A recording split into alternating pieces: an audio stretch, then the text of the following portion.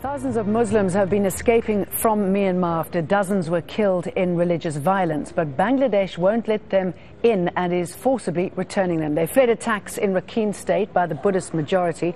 An estimated 90,000 of the Rohingya have left. Myanmar doesn't recognize them as citizens, so many have tried to reach Bangladesh, where their ancestors are from, but Bangladesh is turning them away despite appeals from the United Nations. Will Jordan has this exclusive report.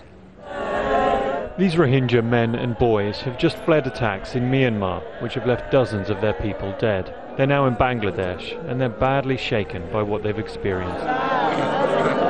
They arrived in these small boats, braving waves that can reach as high as 4 meters. The journey would take 6 hours if you knew where you were going. But these men didn't, and it's the rainy season, so visibility is poor. But now they'll have to brave the seas all over again.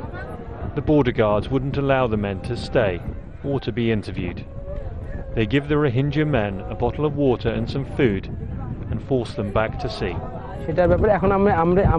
For me or for my agency, even for our friends from the Coast Guard, our government's decision is the only order we will obey. Another group managed to stay. They asked for their identities to be protected so they aren't arrested or sent back. They say 3 boats in their convoy were attacked by Myanmar military helicopters. 3 boats managed to reach shore. My uncles and aunts were in the other 3 boats and didn't make it. All of my relatives were killed. I don't even know where their bodies are now. Another man escaped with his brother.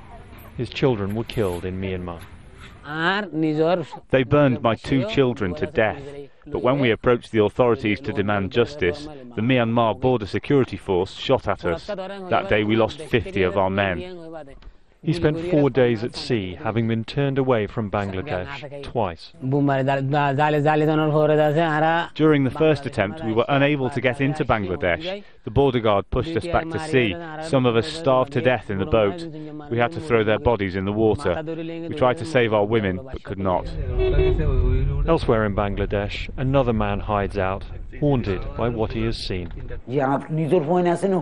I don't even know if my own wife and children are still alive. I can't eat or sleep at night.